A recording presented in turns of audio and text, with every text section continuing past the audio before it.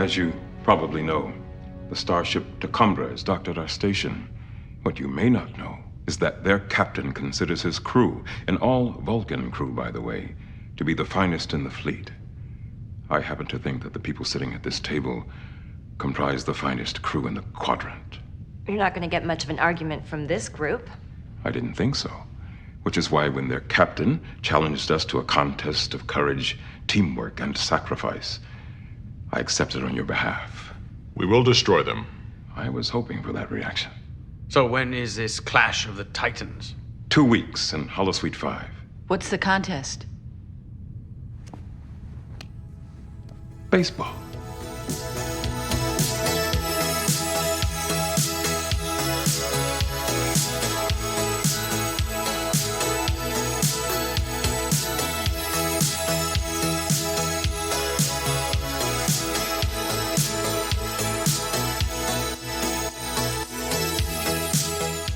Welcome to Gimmicks, a podcast about the high-concept, experimental, structure-breaking gimmick episodes of TV, from musicals to bottle episodes to a good old game of baseball. I'm David Arnold. Death to the opposition, I'm Derek B. Gale, and who is with us today? Someone you should not find and kill.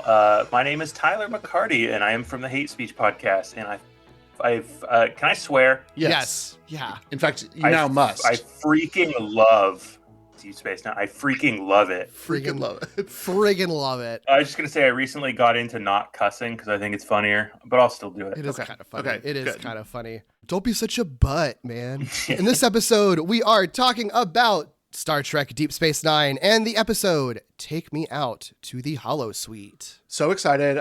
If you are not familiar with Star Trek Deep Space Nine, it is a science fiction television series set within the universe created by Gene Roddenberry's Star Trek, which aired from January of 1993 through June 1999 for a total of 176 episodes over 7 seasons.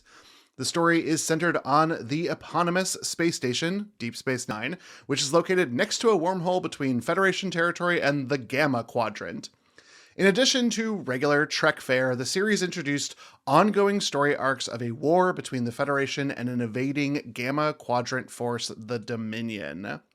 So, real quickly to get us started at the top, Tyler, what is your experience with Star Trek Deep Space Nine? Oh boy. So maybe your listeners might hate me a little bit for this, and that's fine. I'm comfortable being hated. I did not find Star Trek until my adult life. I did not grow up on it. I was a very soft, dumb child who thought that Star Trek was way too smart and they did not have enough laser swords. And as I've learned growing up, children are wrong about everything. Star Trek is the superior show. It's much more watchable. It's much more relatable. And there's just more to it. So a couple years back, I thought, you know what? I'm going to get into Star Trek as a man in his late 30s. Nice. Which, pretty cool. And Nerd. I've just loved it ever since. Wow. Okay, so now have you done are you like all in on Star Trek now, or have you like watched everything? I've seen all the movies. I cannot for the life of me finish the final season of Voyager. It's just too bad. It's just too bad. I think it's worth real skipping heaters there in the beginning. I think it's worth skipping to the finale of Voyager, because I think the finale is, I'm not going to say that it's good, but I think the finale is really interesting for some of the weird shit that they do in the finale of Voyager. So I think it's worth just like maybe skipping that just to see how it ends. I will never forgive myself if I skip an episode. If I miss one tiny reference to anything, I will watch it.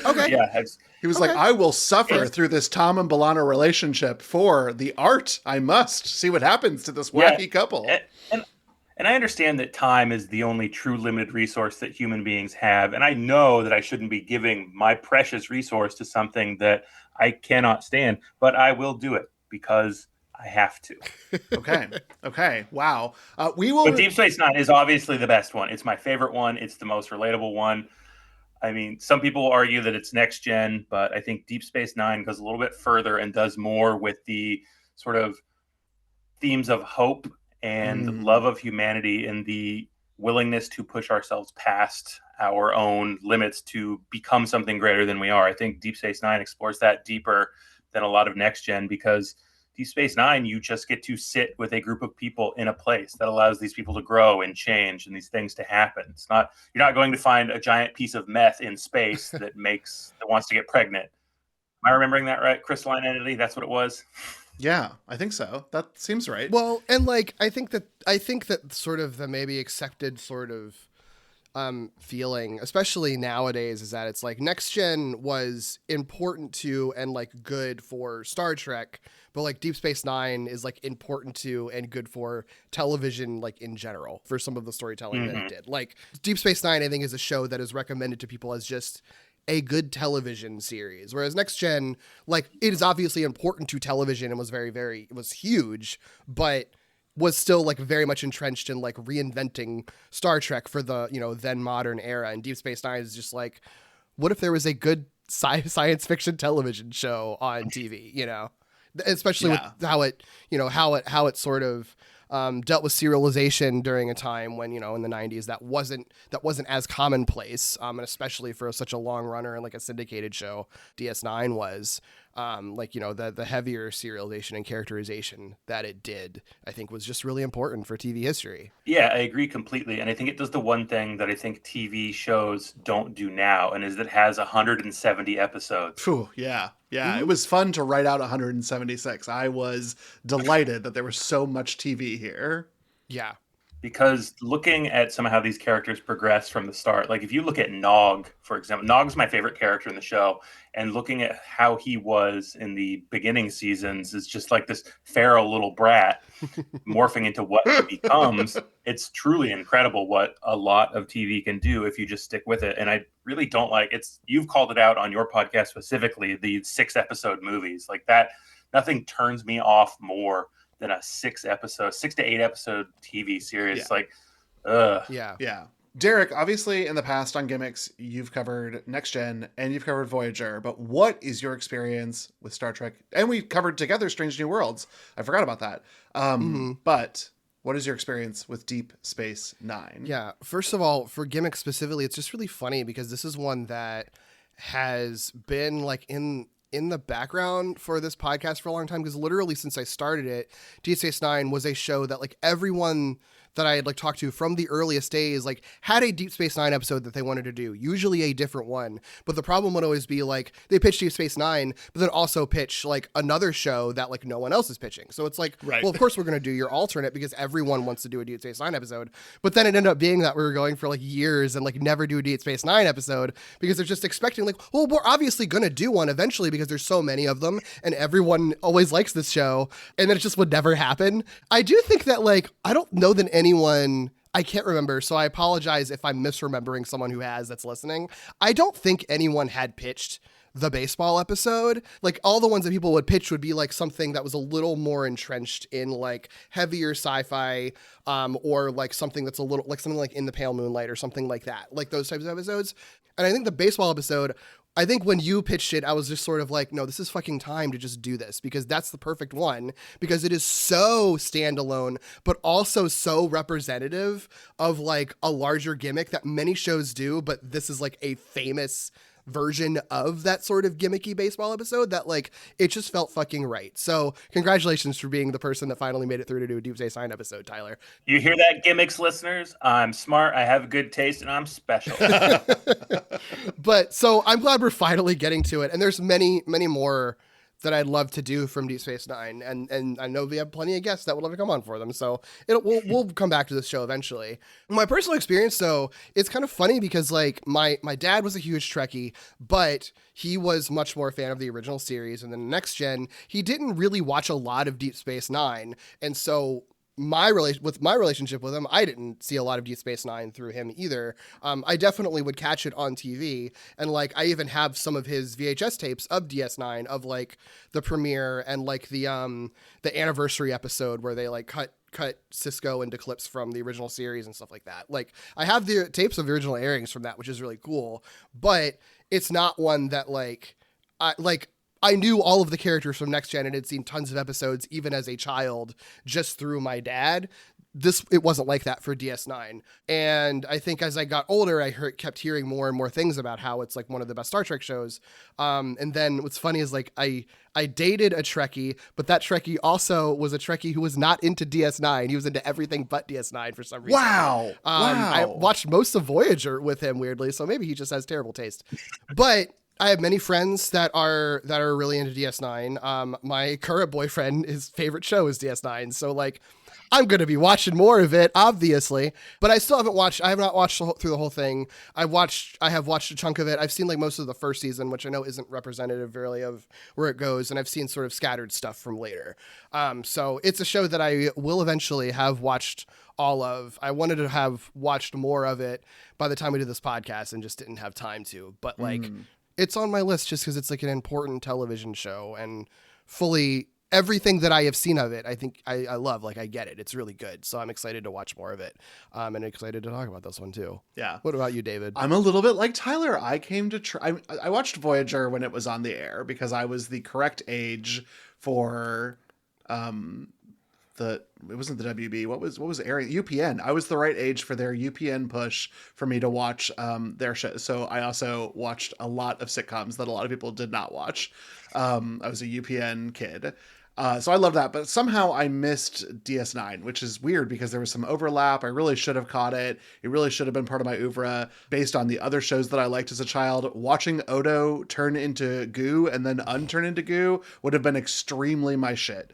It would have helped me unlock things that were important to me as an adult later. But I got to it eventually. I think that I watched it all on Netflix when Netflix like first started streaming. They had all the Treks, and I think that I went on a little journey through that, and it was a blast. I think probably DS9 is the series that I had the most fun with watching as an adult, but I somehow remember the least of. I went back and watched the pilot for today's conversation, and I was like, have I even seen this? But I think probably what that is, and Derek mentioned this a little bit, is that the pilot in the first season is not DS9. It is, but it's like, it's a different show in a lot of ways. And the vibe is a lot different, and the cinematography is a lot different. And so by the time we're here in season 7 for this episode, it's like beautiful. It's glorious. The directors know what they're going on. Michael Doran's back. So like, or not back, but he's there. Like, it's perfect DS9 for me. And I'm so glad that we get a chance to be talking about this one. Yeah.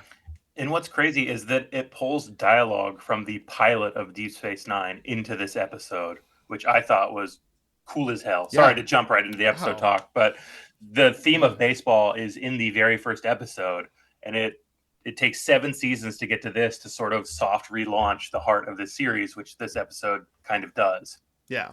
Yeah. So that is really interesting that it's a thing that's like that has sort of been an element of it in the background, that it's like, you know, we've got a captain who is a baseball fan, and baseball's not like it's kind of a dead sport by the 24th century. So what if we did an episode where we kind of revive that and actually embrace that? It is actually really wild that it takes so long to do an episode like this. There's like running themes of baseball throughout the entire series, because that's how Cisco relates to a lot of people. That's how he primarily bonds with his son, was through baseball.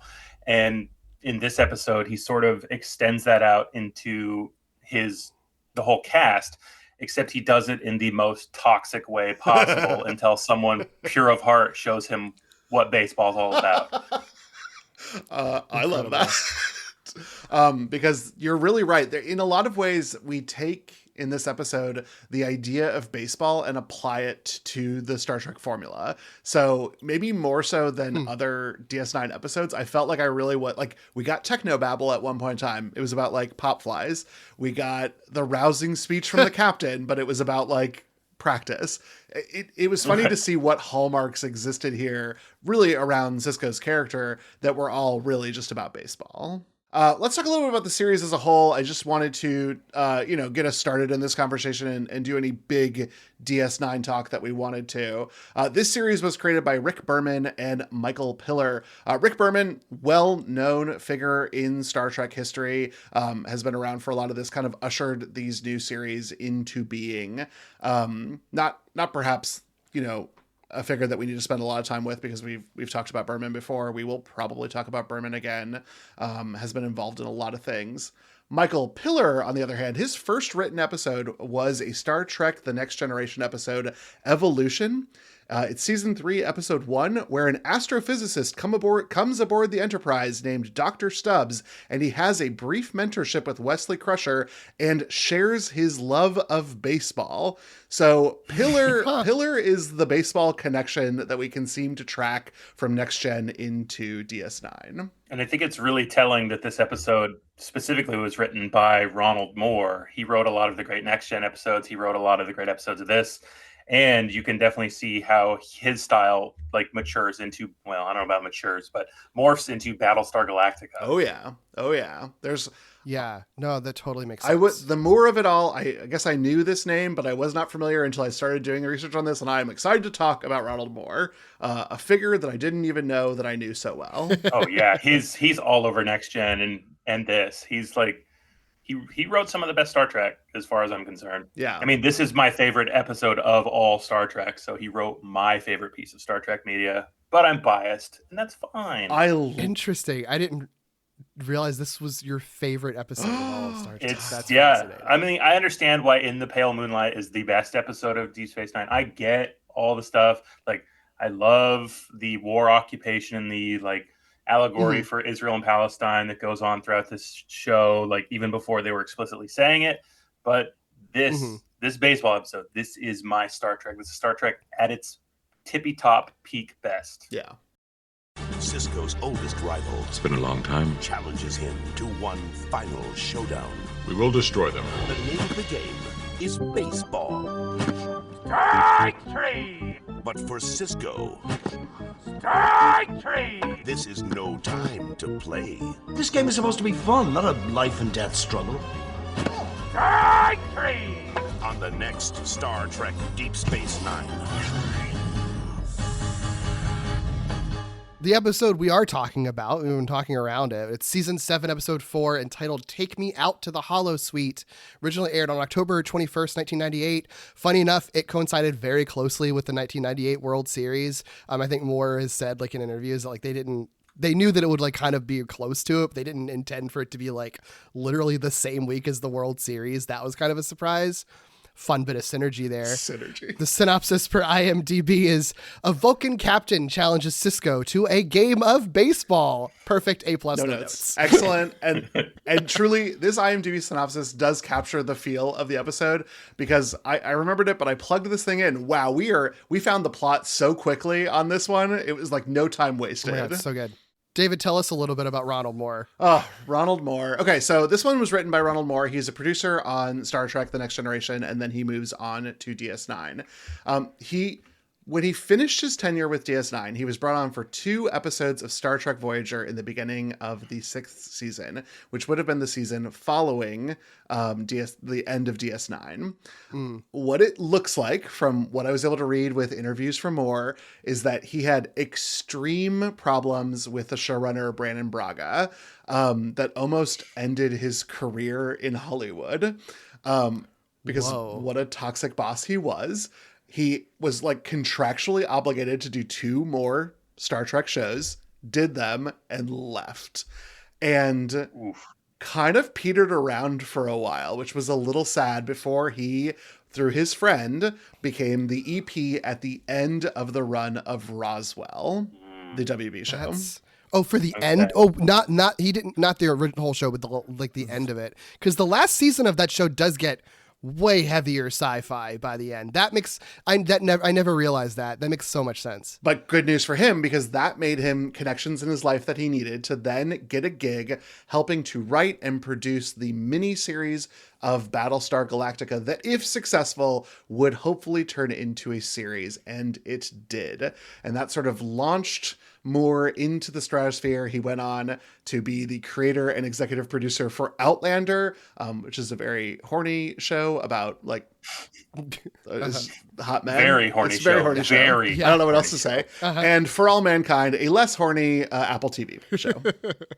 There's some horny in there. Horny for the Soviets. Yeah, we are horny. Well, I mean, I was always horny for the Soviets. Hello, M. Bison. Like, call me. He was Soviet, right? I don't remember. I was a Zangief guy, and I sort of turned into Zangief in my age, so I get it. Like, and Street Fighter, what a game! The only game to have Boris Yeltsin dancing in the victory screen. That's crazy. I also just have never seen a picture of Ronald Moore, but I think that if you have gone to cons and stuff, he is in a lot of pictures with the cast of Battlestar Galactica, not an unsexy cast, and yet somehow he has this daddy energy, and good for you, Moore. He's a good looking dude. He is, and I really like that he in Battlestar Galactica plays with a lot of the same themes he did in Deep Space Nine, with having sci-fi mashed with faith, which I think is really interesting and fun. Yeah. Just a quick plug for writers credits. We'll talk about this a little later when we talk a little more about the making of the episode. There is a little bit he's not credited, but Ira Steven Behr does, I think, have a lot to do with the story of this episode as well. He's a showrunner at this point, so he doesn't get a story by credit. But I'll talk a little bit about those connections later on, because there's some interesting connections to past shows that he did that this episode has. But this episode was directed by Chip Chalmers, who started as an assistant director on a lot of shows. But one of his first directing gigs, of course, Star Trek: The Next Generation with the episode Captain's Holiday in 1990. And before making the jump to 2 episodes of DS9, he directed 3 episodes of Models Inc. Of course. I was more excited when I wrote this down, because I thought Models Inc. was the one that Expose was ripping off, which was famously the episode Tyler was here before. That was VIP. Models Inc. It took itself seriously. It was actually about models. My bad on that one. Models Inc. wasn't that another Melrose Place spinoff or something? Yeah. But it was a dramedy. I thought it was we're spies, but we're also sexy. That was VIP. I got it wrong. That's on me. Yeah. Sure. Okay. Fair. He also did another gimmicks-worthy episode of DS9. He did the episode The Magnificent Ferengi, which pays homage, of course, to the Magnificent Seven, and is kind of like this one, sort of a breather episode in the 6th season for their Dominion War plot. So. Yeah. Also, one of my top Star Trek episodes. I love that episode. Nice. Anytime you get a bunch of Ferengi together, you're in for some gold. Yeah. I think that, Next Gen taught me that the Ferengi were enemies, but DS9 taught me that they're just friends. They're just friends, and they deserve your friendship. If you just give them some money, it'll be fine. Post-scarcity society, you've got a culture that's obsessed with money, but who cares? It's delightful. I want to spend a little time talking about the cast, and just a heads up, almost everyone who was a series regular in DS9 was also in TED 2 as sort of a mission from Seth MacFarlane, who famously a nerd who said he loved Star Trek DS9, binged it, and made it a mission to get all these people on a movie. So sometimes they're just background in the film. It's not a great movie, just as in case you were thinking, I really want to watch TED 2. TED 2 isn't a great movie? Oh, wow. Hot take, David. You're really going to make some enemies there. I got to leave the call if you're going to do this kind of slander on TED 2. Next, you're going to tell me the series sucks? Come on. The series has a gimmicks-worthy episode that we could cover, Derek, so just to let you know. Do you watch the TED show, David? We marry people who challenge our art in our world, and Mike is a big TED fan. He likes TED. Interesting. It is funny that he's a talking teddy bear who swears, I guess. Yeah. It's a funny concept in here. Yeah, it doesn't. I disagree. I don't think it's funny. I think it's bad. And he should feel bad. Not your husband, but Seth MacFarlane. My husband should feel bad. Although I didn't expect to come out liking Seth MacFarlane a little bit, considering he wanted to put all of Deep Space Nine into a movie that does kind of rock. Yeah. Yeah, he is a really big. He is genuinely a huge Trekkie. So. Well, he should make a sci-fi show about loving Star Trek, maybe. Okay. Yeah. I know. Okay. Yeah. Because the household has also watched every episode of The Orville, so I'm prepared to talk about The Orville and its complicated gender politics and stunt casting of Dolly Parton. Derek, we got to move on. Dolly Parton's not in this episode, but We do have a great cast here. Avery Brooks plays Captain Benjamin Sisko. There has been some incredible literature written about Ben Sisko, what he meant to television viewing audiences, what it meant to have, for all intents and purposes, a black Starfleet captain there on our screens every week was so important. The Nerds of Color in particular did a great trio of essays about Sisko that I would encourage folks to read and check out. Brooks's breakout role was the 1987 film Uncle Tom's Cabin, where he played the titular Uncle Tom. But he had been in some other things before DS9. Probably Sisko is his most well-known role, but he has done a fair number of things. In particular, I wanted to call out, he was Oedipus in the College of Fellows of the American Theater Invitational to perform in Athens as part of the 2003 Greek Festival celebrating theater. It was a really big deal. The College of Fellows of the American Theater felt that it was very important not to cast the English, who have often dominated theatrical performances, and they really wanted a black actor to play Oedipus. It was a bit shocking to some Greek audiences. For those of you not aware, Greece in the early 2000s, a little racist. And so this was done as sort of a political statement about resolving some of their problems as a country. And so it's a big deal. It's a really big deal, and I'm really proud of Brooks for taking the role. That's really cool. And he's in a band now. Oh, that's so cute. I want to listen to his music. I bet he's got to have an amazing singing voice, right? Voice. He does some great crooning in episode in this maybe it's this season 7, where he sings. It's pretty fantastic. I've been going on a limb here. He's the hottest starship captain, right? He's the hottest. The only one that I would argue maybe edges him out is Anson Mount in Strange New Worlds. But I can say I've been in the same room as Anson Mount because he was at Dragon Con a couple of years ago. And Anson Mount is so insanely hot that you want to faint when you're in his presence. And I think that almost makes him too hot. And Avery Brooks as Ben Sisko is a level of hot where I could picture myself kissing him. I couldn't picture myself kissing Anson Mount because I don't think he would let me. And I feel like I would pass out before I could. Okay. Which I think sort of circles back to making him the hottest captain because it's a little more personable. Anson Mount will fuck you. Avery Brooks will make love to you. Yes. That is the perfect distinction. That is the distinction. Because I'm going to be a little basic. I think the hottest Captain Kirk. I'm making my way through the original series, and I kind of fucking get it. Him and Leonard Nimoy were really cooking with that chemistry. I always thought, oh, this is just some bullshit that some of my fellow gays put together. It's like, oh no, they're smiling at each other. It's like, Spock, do you want to come meet some hot women? Oh, of course you wouldn't, would you? Yeah. It's like, oh, this show knows what it's doing. I'm sorry, Shatner, his politics garbage. He should die in a fire. Yeah, but my God, watching him do his little rolls and his flips and those brown eyes. Yep, I'm there. Yeah, I feel like I'm gonna draw ire for both of this, but I'm into a bun of steel Janeway, and I won't apologize. I won't apologize for it. That is a fair. It's a very. I think that is a very acceptable. It's a little challenging because starship captains just kind of have to be hot. So it's hard. Yeah, they're all in the running one way or another for different reasons.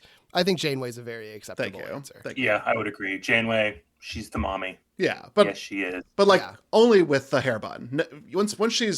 Once you don't want season 2, Bob, get out of here. Get out of here. Let's go get coffee, but get out of here. Step on me, mommy, Janeway from season 1. That's what I want. I didn't think you'd be the Tom Paris of this podcast, David. Good God. Wow. I've never been so insulted in my own home.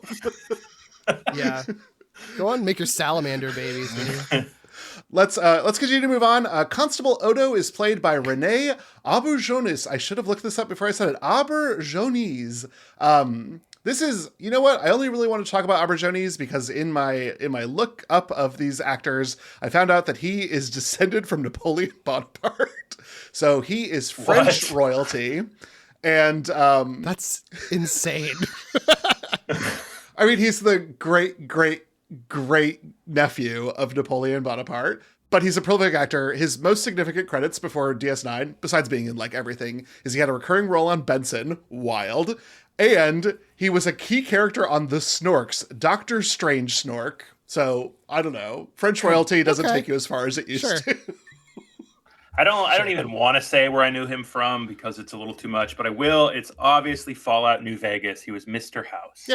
Yeah. Oh, Yeah, sure. it's Mr. House. Yeah. Look, I knew him from The Little Mermaid. Yes! So look, we're all in that same room. That's right. He's Chef Louis. We've all got embarrassing reasons for knowing who he is. I'm so glad this is a free and open podcast where I can be vulnerable. Yeah. Listen, the house always wins. We've got Nicole DeBoer, who has come on as Lieutenant Esri Dax, has various credits, including one episode of Maniac Mansion, which we covered last episode of Gimmicks, prior to DS9. Oh my God, incredible. Yeah, as Chris warned us, once you see it, now they'll be everywhere. This role gets her connected to Michael Pillar's project Dead Zone, where she acts opposite Anthony Michael Hall as one of the leads. And that is her meal ticket for life. Since then, she's had a few minor roles, but she is in her mom era. And I don't mean being cast as a mom. I mean that her Instagram is just about being a mom, to the point that like she's almost a mom influencer, which is evil. But whatever. Good for her. It's probably worth noting that if you're not a big DS9 person, Lieutenant Esri Dax is sort of the successor of Jadzia Dax. And that like just happened. Jadzia just died at the end of season 6. Yeah, 4 episodes ago. We have only really spent like a couple episodes with Esri, and now we're playing baseball. It's a little traumatic for Worf, honestly. That's fascinating. I love this episode where it's placed because the first 2 episodes are an existential faith crisis for your main character. The next episode is them bringing this new actress into a role that, I mean, she was unfairly hated by all the nerds because of what happened, but I think she's fantastic. I like the energy that Nicole DeBoer brought to the show. And the episode prior to this one is focused on her and the sexiest lizard man, Garrick, having like emotional crises together. Yeah. Garrick, do you know about the sexy lizard men? Yeah, of course I know the sexy lizard man. Are you kidding me? I just, when they say Deep Space Nine is for the gays. The gay lizard man, yeah. It's truly like, this is like attention, like as you said, a tension release episode, because the one prior to this was exploring how Garrick was like abused and locked into a closet by his father and how he's guilty over having his fellow Cardassians murdered, and Esri having to face everyone in her life missing who she used to be. Yep. So it's like, and then they get to play baseball. Exactly. It's great. Yeah, and she just gets to make jokes about like, I used to be a gymnast. Like, it's just really cute. It's so funny. I mean, that's why I fucking love TV, because you just do that. Like the whiplash of episode to episode TV sometimes is just like so magical.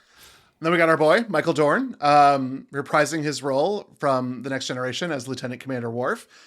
His best known role is Worf, and he has had a prolific and wonderful and beautiful career, but he is not only known as Worf, he is the Star Trek character who has appeared in the most anything of the series history, because he was in Next Gen, DS9, Picard, films. Worf is the character that appears the most throughout the series. Good, he deserves it. He's great, he's hot, he's perfect.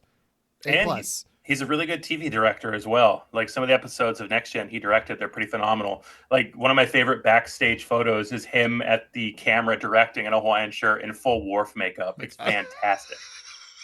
Yes, and this man can put on some makeup, because I found on his IMDb that he was also a recurring actor on the sitcom Dinosaurs as a variety of roles. They just said, you know what, you're good at putting on makeup, so let's go, buddy. Let's go. And he's honestly, like, Next Gen, I think, used him okay. I think this show figured out how to really lean into Michael Dorn's, like, natural comedian, like, prowess. Like, I think back to the Robin Hood episode, Next Generation, where he, like, first got to be truly funny. But Deep Space Nine, they know, like, they know how to play against what the audience knows about Worf versus what Michael Dorn can do. And I think he really stands out in Deep Space Nine a lot more, because they do give him more like serious meat to work with his relationship with Jadzia, and the comedy that they give him is just fucking hilarious. Like, he's the funniest part of this episode. 100%. Every single line he says is you laugh. Yeah, he really has no serious lines the entire time. Everything he says is a joke, pretty much. It's really incredible. But he's so gifted that it feels true to his character, and like, it's not a joke, but we're laughing at it.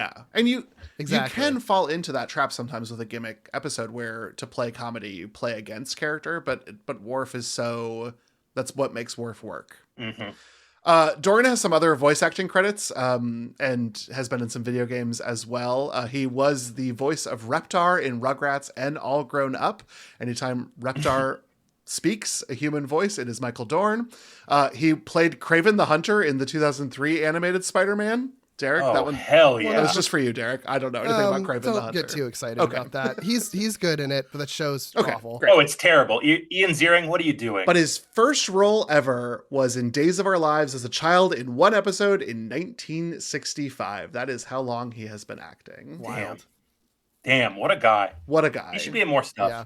Well, I think he's been acting for 60 years, so I think he can also stop acting. Probably. Yeah. Go to a beach. Go to a beach, Michael Dorn. Sirach Lofton plays the captain's son, Jake Sisko. DS9 is his most significant role, but he's been on a few others, including 2 episodes of Days of Our Lives, 55 years after Dorn. He is the co-host of a Star Trek podcast called The Seventh Rule, which to date has aired 282 episodes and raised $70,000 in crowdfunding. And this man has still not bought a microphone. He is using his laptop microphone. Damn. And you know what? Damn. We are podcasters and we can judge him for it. I mean, on one hand, that sucks and is annoying, but also that means that it's not one of those like celebrity podcasts where they are given a studio. That's true. Like, obviously he's doing it on his own, and so that gives me a little bit of respect that it's like, that must be a labor of love for him then, I guess, because, you know, if it wasn't, it would just be a corporation just like giving him all the stuff to do, and he wouldn't really, and then he phones it in. You know, that's what most other celebrity podcasters do. Yeah, I don't want to see Paramount astroturfing Sirach Lofton like Hawk Tua. That would be no good. Right. Wow. We then have Colm Meaney as Chief Miles O'Brien. While I will accept that Sisko is certainly in the running as hottest captain, this is hottest Star Trek character ever. And I will accept no discussion. Like, this is just a final. Worf is right there. Well, that's Worf fair. is That literally is right there. You know what? Honestly, the whole cast is pretty hot. Yeah, the whole cast. Look, Quark can fucking Quark get can it, get it. man. Quark can get it. You're right. You're not wrong. Quark's the best dressed character in all of Star Trek. Every single fit is fucking fire. Yeah, because you don't have to wear that stupid onesie. So Meaney played this character on TNG for 52 episodes and then moved on to DS9 as a regular character. It was about this sort of synergy between the series. It was really important to bring somebody forward who the audience knew. He had some minor roles before. He was kind of on like everything on television, Moonlighting, MacGyver, Father Dowling Mysteries. But TNG was his big break. He will not stop acting. He has been in like nearly 100 things since DS9, just taking on like one-time acting gigs. His biggest series regular outside of this was an AMC series called Hell on Wheels about a Confederate soldier's revenge on Union officers who killed his wife. Hell on Wheels was a terrible show. I tried it. I have never even heard of this, Tyler. I was like, what the fuck is this show? Yeah. I think I only knew it because wasn't that running concurrent with Breaking Bad? Like, I feel like I saw a lot of ads. Yeah, it was on at the same time. While watching Breaking Bad. I was big into the AMC. Like, I was heavy on that cult of AMC, and I could not get into Hell on Wheels. Yeah. And I tried. I tried. I watched most of it.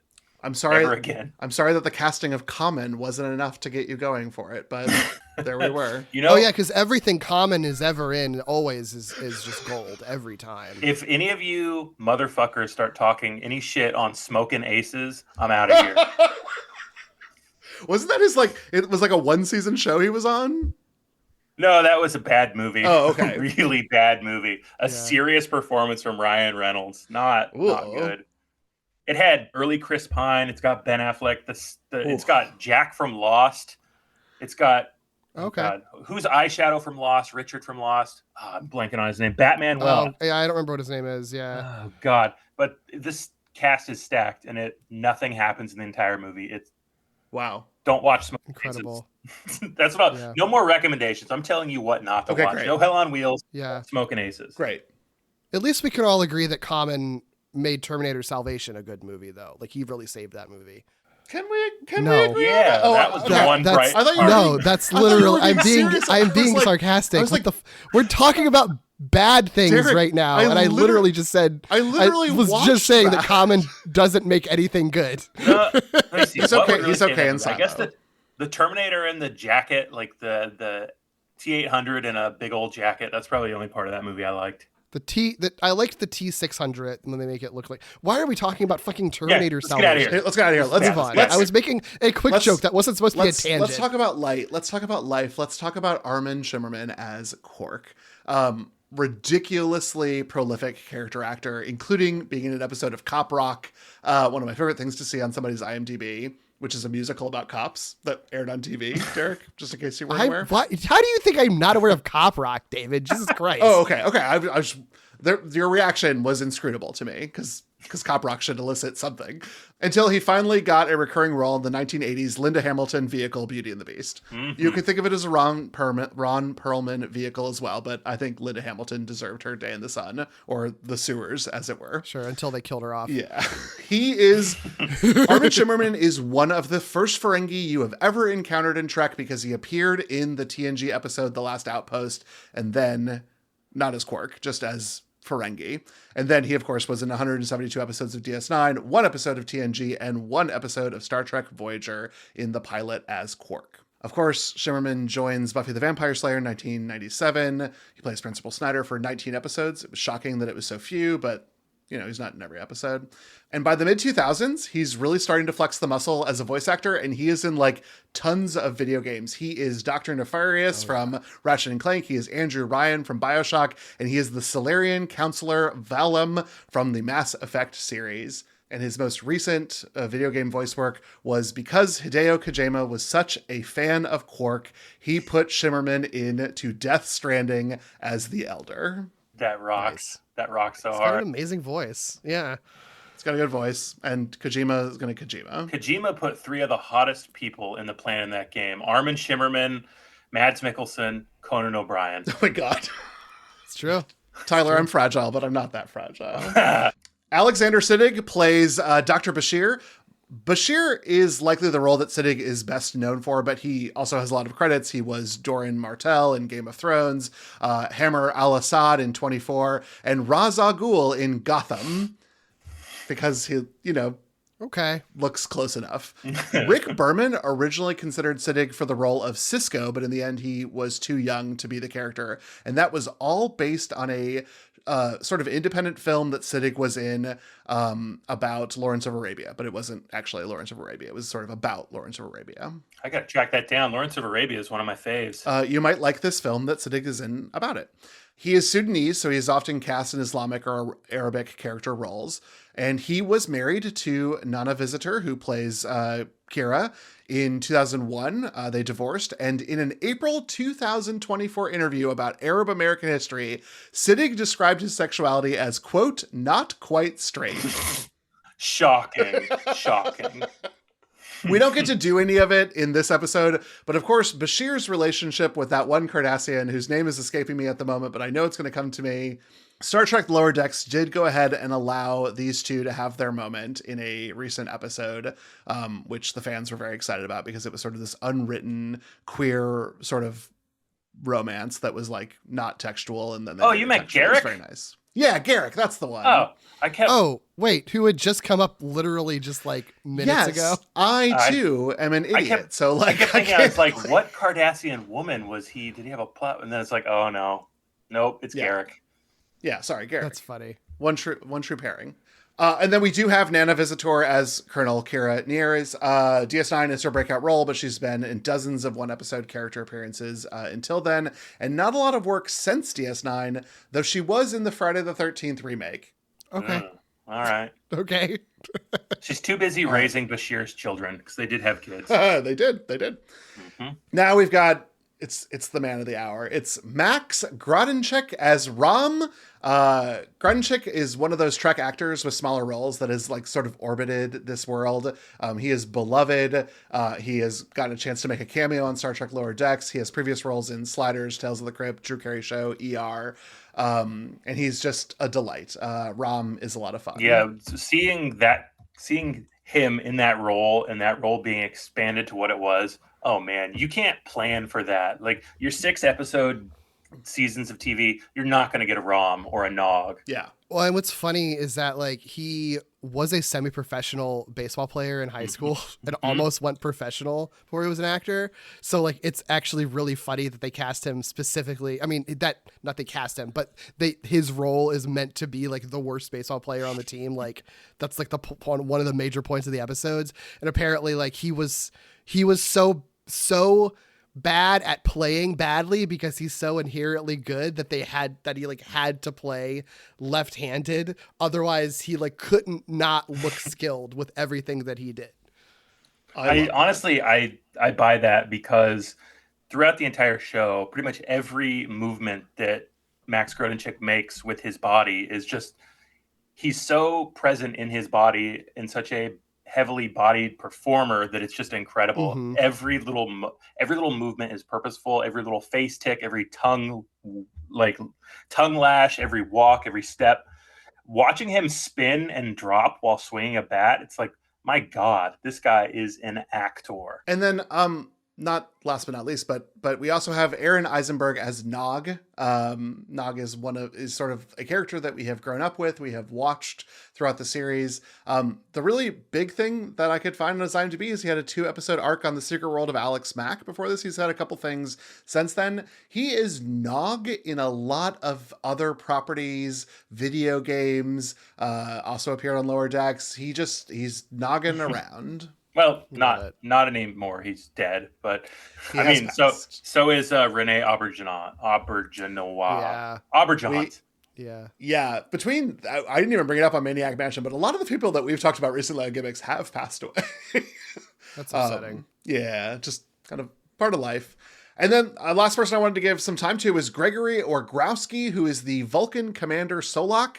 And this episode of television happened during Orgrowski's he was being passed around television in Vancouver and on Los Angeles because he was in literally everything. Frasier, West Wing, Desperate Housewives, ER, Monk, Jag. He are just like a few that I pulled that I thought were fun. Anytime I can talk about Jag on this podcast, I'm going to. Yeah, I mean, you I'm got so it. excited to talk about Jag. Yeah, everyone's clamoring for that Gag episode of Gag. No, my Wow, God. wow. Jag episode of Giving. Jag, more like Gag. Am I right? I got to come back on the gag episode of For Jag. No. Jesus Oh, Christ. no. The gimmick of this episode, obviously it's a baseball episode, it's a holodeck episode, it's like a breather episode. The holodeck thing we have talked about, I think every time except for Strange New Worlds that we've talked about Star Trek, it has been a holodeck episode of some kind. So we've talked about holodeck stuff to death. If you are here and don't know what the holodeck is, it's imaginary room where they can do imaginary things. It makes it easy for Star Trek to just do a fun episode that doesn't have to necessarily be a sci-fi, right? You can do a Western, you can do a period piece, you can do a baseball episode. There's been some version of a holodeck since the animated Star Trek series when they had their rec room. But every Star Trek show since then has had some kind of holodeck episode or reference to a holodeck. DS9 uses it with only 6 episodes. TNG and Voyager used it way more than DS9 did, which I think maybe speaks to how much more focused on characterization and story DS9 was as opposed to Voyager, for example, which did 24 holodeck episodes. But, I'm sure that we'll have another holodeck episode of Star Trek on Gimmicks at some point in the future because there's so many of them. Yeah, you just can't get away from them. This holodeck episode's unique in Star Trek in that it's not about the holodeck malfunctioning. Yeah, that's true. That's true. Actually, a really good point. They just they use it smartly. It is just used as a setting. They could just go to a planet that has a baseball field if they want to. The holodeck isn't really that important to the plot of it. It just makes it easier for them to do it. Yeah, Tyler, you're blowing your mind on this because And on a piece of paper, the holodeck can be used for a gimmick episode for so many reasons, because you just get to go anywhere or do anything. And yet, almost all of the conflict around the holodeck has something to do with a technical malfunction, whether in a small way or a large way. Yeah, That's wild. Yeah, Deep Space Nine really avoids that a lot, because the other like holodeck centric episodes are more about exploring the character of their friend that like who sings jazz at them. Vic Fontaine, isn't that his name? Vic Fontaine. That actor just recently died. It actually made me really sad. Derek, you are in for such a treat when you finally get to Vic Fontaine, because they bring in this like 60-year-old jazz singer to act as the Deanna Troi in the holodeck. It's incredible. Yes. I love that. That's such a good idea. Yeah. Obviously, the other gimmick side of this is that it's a baseball episode, which is like a fascinatingly common type of gimmick episode. Like a thing that I don't know that non-TV people would realize happens on TV all the fucking time. And it's like super especially common in like anime and a lot of Japanese TV shows, because, you know, baseball is very popular in Japan. But also I think anime, you know, proliferated the idea of like a beach episode or hot springs episode where, you know, you can throw in, it's an easy way to throw in a breather episode or like a filler episode that doesn't require high stakes or action, but is still kind of rife for like comedy and also can have a very clear structure. Like with a baseball episode, you know that you're going to have like characters you root for playing a game. You're going to see them face challenges and trying to play that game. And then eventually they win in one way or another. You know, in this episode, they sort of tweak what that ending is, but like in some way or another, the characters you're rooting for feel like they win. Yeah. A very clear trajectory. It's a very easy, satisfying story, very easy story structure to have. So it sort of makes sense why that's an easy like breather episode to do. Like, and everybody kind of knows the basics of baseball. Like it's a pretty easy sport to follow, even if you're not a big baseball fan. So yeah, it just makes sense. Easy one to write. So it's not a surprise that we get one. The biggest surprise, honestly, is that it just takes until like, you know, the third or fourth Star Trek show late in the final season of it to actually do a baseball episode. Yeah. That honestly is a surprise that it took this long to get one. Yeah, it's pretty wild, because with the advent of the holodeck, I would think that I would have seen baseball before now. We have done other sports in the holodeck. We will continue to do sports in the holodeck, some which are like made up futuristic sports, which I do think is fun, but like it's a little weird not to have seen this sooner. Yeah, it is. It is, you know, and I think for DS9, it does make sense when it falls. Like this is definitely a breather episode, in that it happens, you know, during and after some heavier arcs and events in the show. I think Ronald D. Moore had said in an interview that like, you know, when they were plotting out the episode, they specifically noticed that like, you know, they sort of starting with these really heavy angsty episodes, and that's sort of like, you know, it's 4 episodes in, it is a perfect time to just have a good time, let the audience enjoy themselves, let the whole cast just like be together in one room, just kind of hanging out in a way. Like, you know, I'm sure it wasn't easy to film this, but it also couldn't have been that challenging to do it either, because everyone just gets to like hang out outside and throw balls at each other, right? So it sort of makes sense that it falls into that sort of breather episode category. Yeah. And I think what's so like so keen about how it's written, how Moore wrote it, is that it plays so thematically in with what the rest of the show is trying to achieve. Because I mentioned earlier that you pretty much uses some same dialogue from the pilot. And I have it here. This is the quote from Benjamin Sisko from Emissary, the pilot. He says, "The rules aren't important. What's important is it's linear.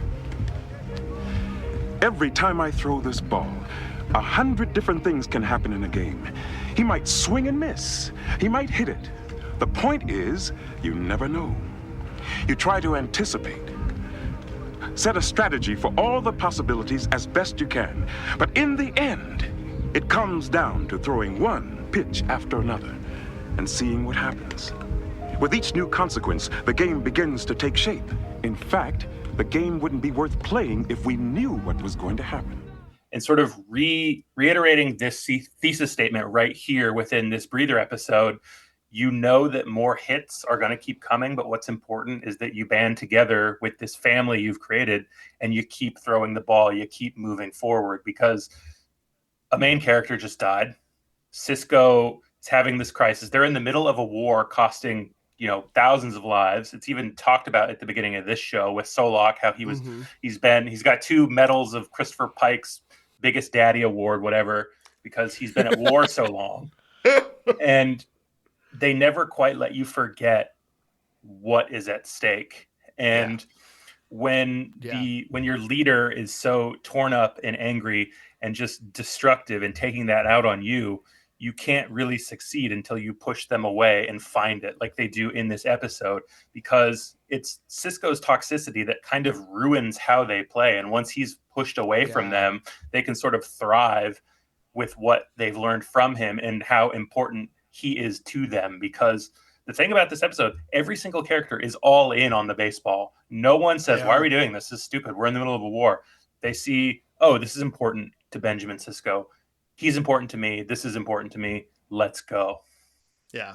Yeah. It is all hands in a way that you might expect for battle, but we're doing it for a hobby, and that's important and valuable. And I think talks about who Sisko is to these characters. Mm-hmm. Yeah. Absolutely. We've talked about it a few times, but the very image and notion of baseball, I mean, Tyler just read from the pilot, has been around with Sisko from the very beginning. It continues to be part of him. He has a baseball on his desk. He uses a lot of baseball metaphors. And again, I'm borrowing from Nerds of Color here, but the idea of connecting a black sci-fi captain to America's pastime is probably very important for audiences in the early to mid 90s to do, so that they can have an understanding of who and who this person is and what they mean with their world. In my research, I was confronted by a lot of people saying that baseball is not uniquely American. And I say, eat my butt, because the idea and concept of baseball has become American and has become an arm and branch of Americana. And that has been true since the rules were codified by the New York Knickerbockers in 1845. Sure, we had been hitting balls with sticks from 2,000 years ago in ancient Mesopotamia, but like, just that there was a ball and that there was a stick is not baseball make. And so I want to be really clear that in sort of the thesis point of connecting Sisko to the idea of baseball, you also have to say, like, baseball and the way that we think about is kind of grounded in Americana. And there's a few like historical evidences of that. So we didn't use baseball as a weapon the way the English used cricket as a social weapon when they would go and colonize places, because our settlement sort of happened after the advent of baseball, but before it had cultural roots. But the one that I could pull that was perhaps most exemplary of like the way that we thought about baseball in our world and the way that we sort of established it as this Americana is that after the Battle of Cerro Gordo during the Mexican-American War, or the American War of Territorial Expansion, General and Mexican President Santa Anna had to retreat battle before he could get everything ready, and left 2 of his false legs behind. He only had 1 false leg, but he had like lots of versions of it. He left 2 of them behind, and the soldiers from the Illinois 4th Regiment picked up his wooden leg and played a game of baseball for it. And news headlines ran with this everywhere. It was a humiliating defeat for Mexico. It preempted their like other defeats, because Santa Anna, not the best general in the world. And we, of course, did, or the Americans did, surveil the day. But like, it was sort of this cultural moment from the Mexican-American War that has always stuck with me from that history of like baseball being used as this celebration by these Americans in a foreign land with a foreign man's leg, to sort of celebrate their Americanness. I did not know that. Yeah, I didn't either. We spread baseball, don't get me wrong. Like, the reason that it's in Japan is because there was an expat living outside Tokyo teaching English, and he wanted to start a baseball group, and that's when it first became popular in Japan. But it was done as a hobby. It wasn't done, again, the reason that India plays cricket is because of fucking England, and they paid for it with the fucking crown. Like, the crown paid to make them play cricket so that they would force their civilization onto these heathen people. And we brought baseball to Cuba and the Philippines and Guam after the Spanish-American War, but like, little islands, who cares? Right. And baseball is my favorite sport. It's the only sport that I will sort of passively watch if it's on. And I think, and I played baseball a little bit when I was younger. The thing that I love about baseball that's not true, I think, of other sports is that when you're in a baseball game, it's between 2 athletes, the pitcher and the hitter. There are other people there that will contribute to the game. When it comes down to it, it's one athlete versus another, and they're sort of imposing their own skill and their own will on the other person. And it takes a lot of strategy. It takes a lot of strength. I mean, as Cisco said, it takes courage and it takes heart. Like baseball at its roots is a sport that pretty much any person can play some version of it, and they don't have to be like a steroided out freak to succeed. That sure is the true. people's sport, baby. But although I do think we should be juicing up our athletes, they should be big as hell. I genuinely think that. Like, it should not. RFK, please, inshallah, give our athletes steroids again. I want big boys hitting balls like Mark McGwire.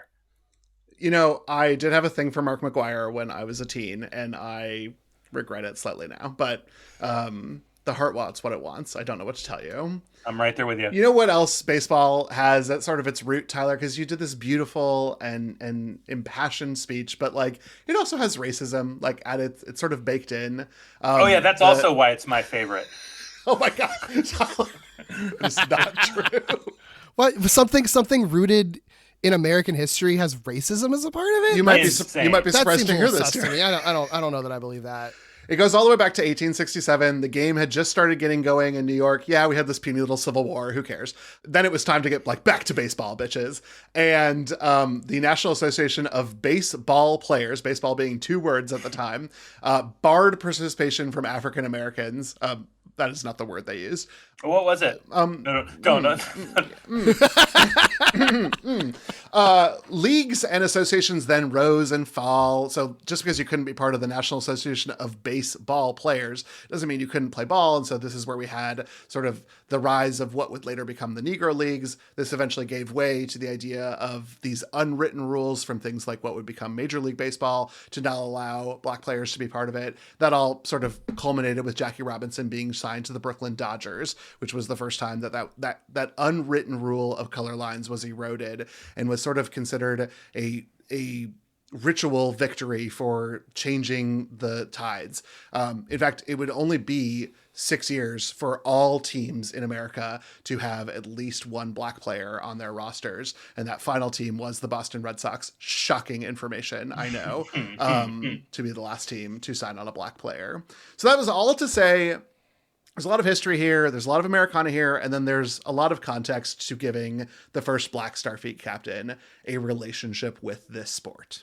And especially to make it a dead sport that he sort of, like when Cisco leaves Deep Space Nine, he takes that baseball with him. Like that's the totem that he carries with him everywhere. The two things, Cisco and baseball, are intertwined. It's fascinating. But, you know, next week is the start of the MLB 2025 season. So yay! Hurrah! Brah, it's happening. It's happening. I'm ready. So look, I'm happy that Shohei Ohtani got his first World Series ring. That's good news. I'll root for those Dodgers when they're not playing against my Mariners. That's all I'll say. I'm a Pacific Northwest guy. Closest I got is Seattle Mariners. Are they perfect? No. Are they good? No. Did they once have Ken Griffey Jr. and he was the best part of that Simpsons episode? Yes. That's why I root for him. Just in case The Simpsons is your only framework for baseball, baseball is a bat and ball sport played between two teams of 9 players that take turns batting. That's the offense, and fielding. That's the defense. Each play begins with a pitcher throwing the ball. The batter tries to hit it. They try to run around the bases, and that scores them a point. If they get touched by the ball or the ball hits a base where they're trying to get to, they are out. 3 outs ends the inning. Yes, Derek? We are not describing what baseball is on this Deep Space Nine podcast right now, David. You know what? I was a little shocked they didn't do it in the episode, Derek. I really thought that we were going to have somebody like mug to another character and be like, "What's baseball?" But yeah, I mean, they kind of do. They kind of do. It's but like, what's a fly? Fly ball? A fly. What? We all know what a fly. Like, what is that one?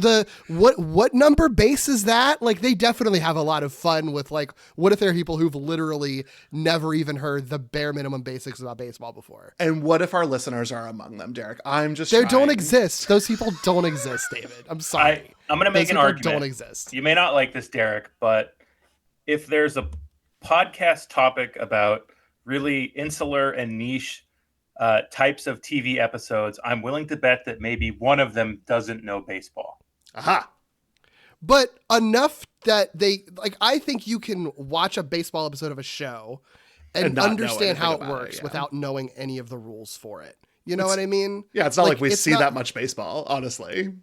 Yeah, right. Let me ask you this: either of you big baseball heads, like would you call yourself fans? I would have at a point. I don't watch baseball very frequently today because I don't have access to a arena.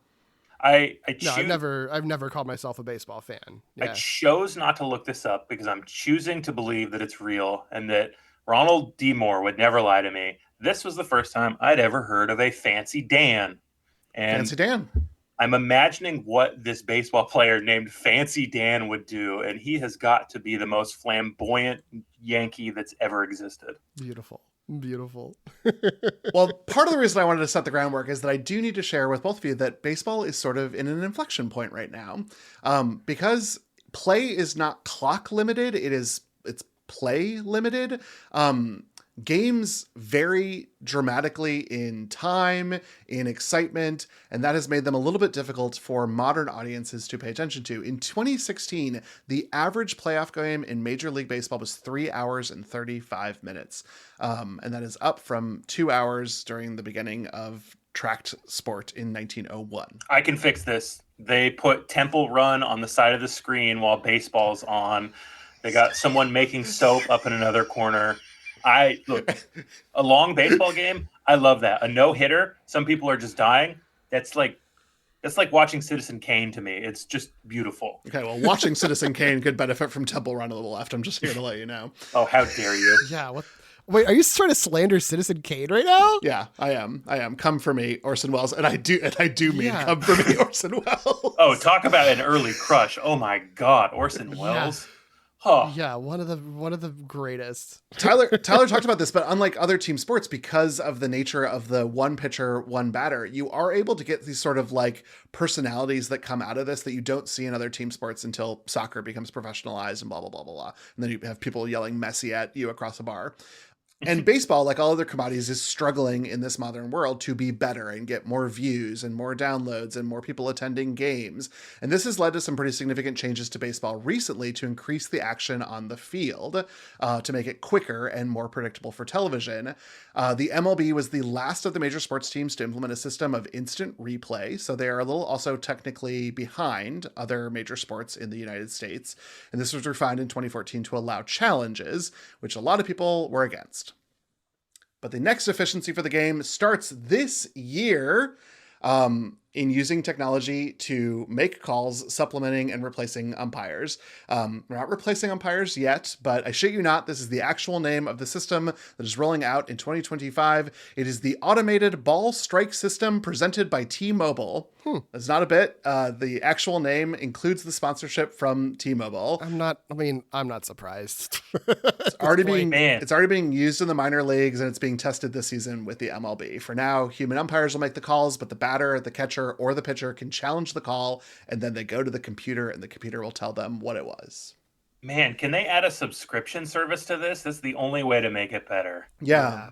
I mean, and we need like some ads, like the game needs to stop like in the middle of someone hitting a ball, and then you have like an ad, like they have to freeze so you can see an ad in the middle of it, and you just see the same ad like 3 different times, and then maybe 10 more minutes in the middle of the game, then they also have to stop the game for that same ad to show up again and be like way louder than anything else that's been over the speakers the entire time too. Yeah. 100%. Also, correct me if I'm wrong, but this whole thing, they address directly in this episode by saying they want a human umpire. Yep. Jeez, that's part of what I really wanted to bring it up. But of course, it is also the news of the day.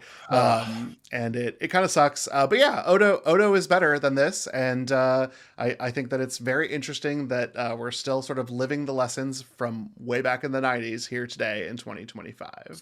So they're trying to make like the catchers, the hitters, and the pitchers, they all can like do one Karen a game. Is that what I understand? Like they can stop it and say, "No, you didn't do that right." That is correct, unless the machine agrees with them, and then they earn a second Karening. Good God, we've got to get rid of consumerism. Consumers are not right. Like, human error exists. That's why I'm a nurse, because I get to sometimes accidentally kill people. Please bleep that. Yeah. No, oh my God, it's a joke. Taking humanity out of a game that's built on humanity, like. I made the steroids joke, but like this is one person versus one person. Like, what are we doing here? Like, what's the point? Like, literally, what's the point? Why are Make we it doing the this? make it the fucking Super Nintendo game where they're all fucking robots and they explode if you hit them. Who cares anymore? If you want to take any I'm done. I'm over capitalism. Sorry. I'm done. I'm building a first reform suicide vest. I can make it worse if you want. Please the entire do. thing. The entire thing is built on the Hawkeye technology, which has been used in Wimbledon, which was developed as part of a venture capital investment from some dude whose first name I forgot, last name Getty, of Getty Images, which he used to double his wealth. Oh, this is so cool. Possibly Andrew Getty. Okay. I didn't write it down. I just wrote Getty, of Getty Images. We don't need to know more than that. It's fine. Well, let's talk about this episode in particular, because now you've got the table. The bases are loaded for baseball. I don't know how to say the table is set. The bases are loaded. Let's talk a little about the making of this episode. My first fun fact about this one is it's not even really about this episode, but like in the sort of ethos of sports in DS9, this is actually not the first like foray into this. While filming season 1, Cirroc Lofton, who plays, Jake Sisko, strongly urged the creators to write a basketball centric episode to get the attention of Michael Jordan to come and guest star. And apparently that is like part of the ongoing story of how this got like conceived. And it is part of the ethos of like sport in DS9. Was it a basketball centric episode or was it a baseball centric episode for when Michael Jordan was playing baseball? No, it was a basketball centered episode for when Michael Jordan was playing basketball. I just had a typo in the notes. Sorry about that. But that would have been really funny if it's sort of like, that's like, we need to get Michael Jordan as a baseball player onto DS9. Well, like of all things, and the thing that he will absolutely be famous for into the 24th century. Lofton has like shared his like spec strip that he's pitched, which was that the holodeck malfunctioned and Michael Jordan walked around the space station and they had to like get him back onto the holodeck. I mean, how old was he in season 1? Wasn't he like 14 or whatever? Yeah, he was so like that kind of checks. That seems like a like literal child's idea of a Star Trek episode. Sounds like a 14-year-old trying to meet Michael Jordan is what that sounds like to me. Which, you know what? I don't blame him. Like, if I'm fucking, like, why not try, Like, that you got a perfect opportunity to do that. That makes sense. No surprise that doesn't happen. I think the sort of sports of it all still sort of persists. I think, for one, because Michael Piller is a baseball fan. Mm-hmm. And then also, and Ira Stephen Bear as well is also a baseball fan. And so I think there's a baseball episode that's pitched like towards the end of season 6, but they were like, feels like wrong time of year. Let's save it for season 7. That's what becomes this episode. Ira Stephen Bear, by the way, if you don't know, he is someone that is like very important to the show. Obviously is like one of the major showrunners. He was a writer from Next Gen, moved to DS9, became a showrunner in the 3rd season of DS9. One of the people who's very heavily credited to the creation of the Dominion War story arc and, approach to storytelling and everything that the show gets right as it goes along. And he's done a lot. Like he was the major person behind the What We Leave Behind documentary that came out recently. And he's went on to do like the 4400 and Alphas. Like he's showing a lot of other sci-fi stuff too. But the reason I bring him up is because this episode is like basically a riff on a script that he had already written for the TV show Fame. So in the 4th season, there's an episode called The Old Ball Game that is very similar to this one in that it is another plot where there's a character at the performing arts school, and he is challenged by an old rival to a softball game against his school. So he gets all these performing arts classmates who cannot play baseball and softball, obviously aren't going to know softball because they're a bunch of theater kids, have no talent whatsoever, but then through like luck and perseverance, they're able to pull off a big victory. It's obviously like a Bad News Bears kind of riff. So then when this sort of when this show's happening and baseball is sort of part of it, Ira Stephen Bear likes baseball, Michael Piller likes baseball, and he's said in interviews that he was like always a little bit surprised that like they killed baseball like in the show, like sort of mentioned that it was a retired sport. So it was sort of like, eventually we want to bring it back. And so when they kind of feel like they have the opportunity to do it, he's sort of like, well, I got this old script that I wrote for my show Fame. Why don't we just kind of use this basic structure of it to revive baseball for this episode? And I will say I did try to go and watch the episode. The Fame is very hard to stream and find right now. So you would have to like really do digging, and I did not leave enough time for myself to do that. But I did talk to my boyfriend Chris, who was on the Maniac Mansion episode. His favorite show is DS9, and he's also a fan of the Fame TV show. So I asked him like kind of what the basic structure of it was. He does say that it's not like you watch that Fame episode and sort of like, hold on, this is just DS9. Like they're not that close, obviously, but it is obvious that it's like the same writer then, going to this show and then bringing the same kind of plot structure. And there's like a couple of bits in it, like the bit where Nog is like not sure who to tag. That is a thing that happens in that Fame episode. Bear says that was actually based on a real life incident, and then I guess Ronald D. Moore kind of carried that over into his script. But like the point still stands that it's present in Fame and DS9. And also like the sort of bunt that Rom does at the end. There's basically a version of that happens in Fame as well. So like the end of someone almost kind of accidentally with a bunt helping them win the game in Fame ends up being how they resolve the Rom story in this episode. So a lot of Deep Space Nine owes a lot to the 1980s television series Fame. It contains multitudes. I hope one of those Fame kids made a bunt cake reference when the bunt came up, because I think that's the only thing that was missing here. And wow, pre-Glee could never. I love that. Good for you, Fame. So let me ask you two this. I think you two are intelligent, smart men. Why do you think they made baseball a dead sport? Because I have my theories. I'm wondering what your theories are. It's interesting. I think that in a lot of ways, what Trek does to old things is just make them old so that it's unique when we come and visit them, even though they're right down the street from us today. And I think about that with like Tom Paris's like automobile obsession or anything that comes up from like the 90s or whatever. But I haven't given an additional thought to why baseball itself might be dead. Well, let me fire off my theory and maybe give you something to think about. Because when I was like doing some research for this episode and started thinking about it more, it's like, why is baseball a dead sport? And then I started thinking about all the things that characters in Trek are into. You look at Picard in The Inner Light, he learns to play the flute. You look at Riker, he plays the trombone. Pretty much all the stuff that they do in the other Treks is sort of reflective of the self and self-improvement, whereas baseball is directly confrontational. And they bring that up in the pilot, the Prophets. Is that who they are? Yep. The magic space beings.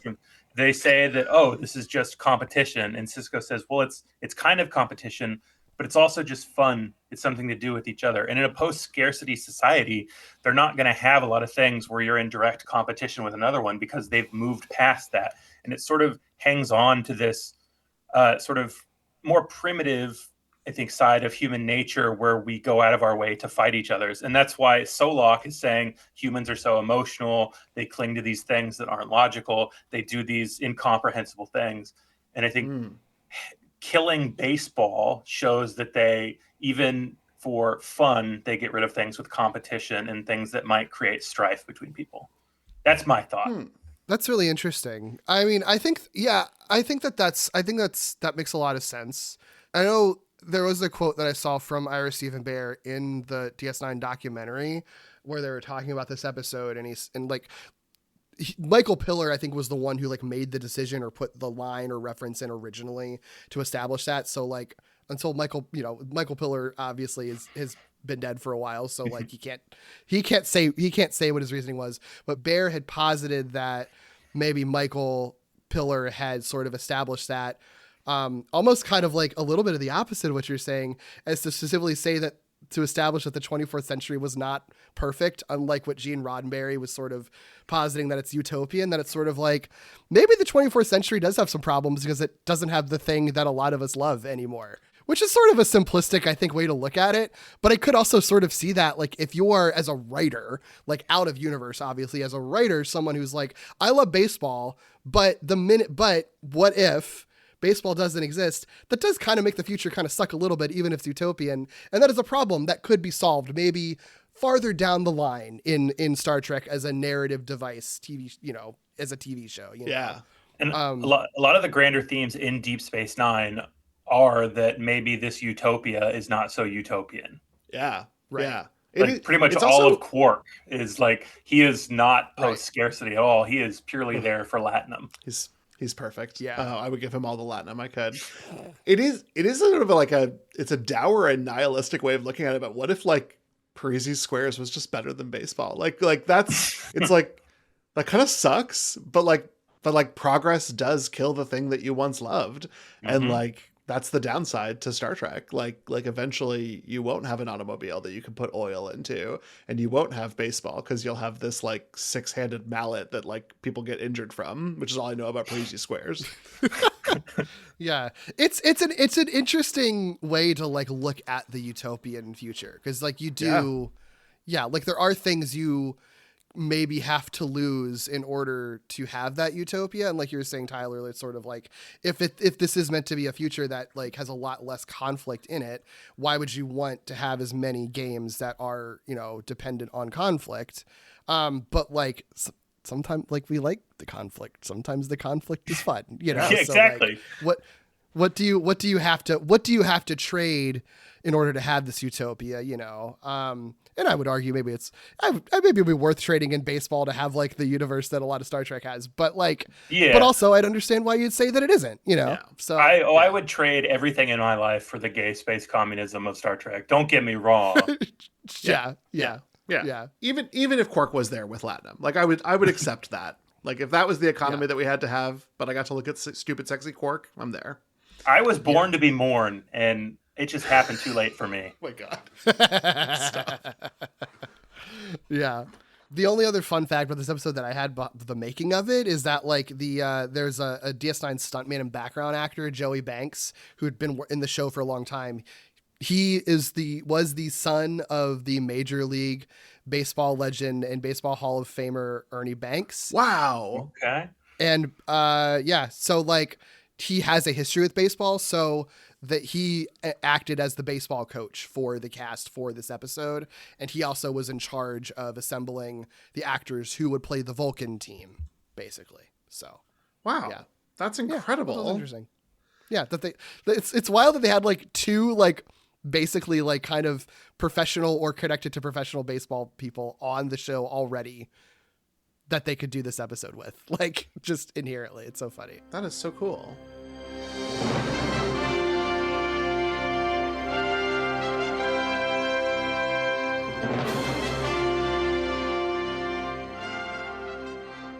You know, we talked about it at the start, but I am just obsessed with how fast we get into this.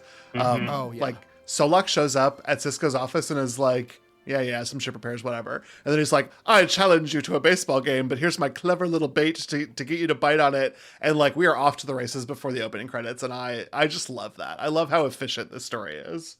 It's completely expedient, and there's no true B plot. It all serves this baseball game. Every single thing serves it. That's true. That's really actually true. A really good point. That it's like you would, because this episode's pretty light on plot, honestly. You would think that they would fill it out with some other sci-fi thing, but like literally the entire cast is involved in this A plot, and this is all they do is play this fucking baseball game. I didn't even think about that. That's so funny. There's that, and drawing the parallels between Rom and Cisco, like it's completely apparent to me that Rom like idolizes Cisco and his relationship with Jake. And he even says at the beginning of the episode, he's like, I see Cisco bonding with Jake over baseball, and I think this will give me a chance to bond with Nog because I haven't seen him because he's in Starfleet and this war's been going on.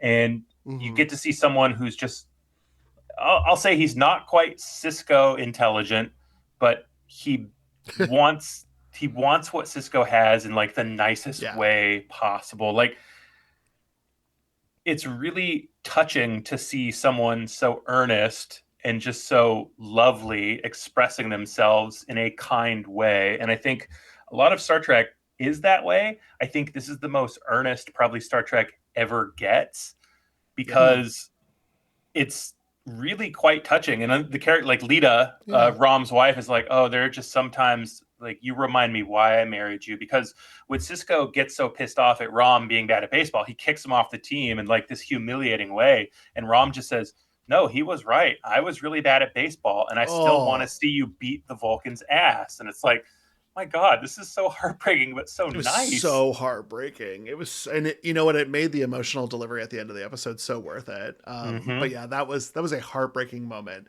I do love the parallels between this father-son relationship and a father-son relationship, and it was there in the pilot, which I do really, or at least the first couple episodes, because I kept going after the pilot. I really, really loved that setup from the very beginning, and I know that it tracked throughout the series, and it's you know.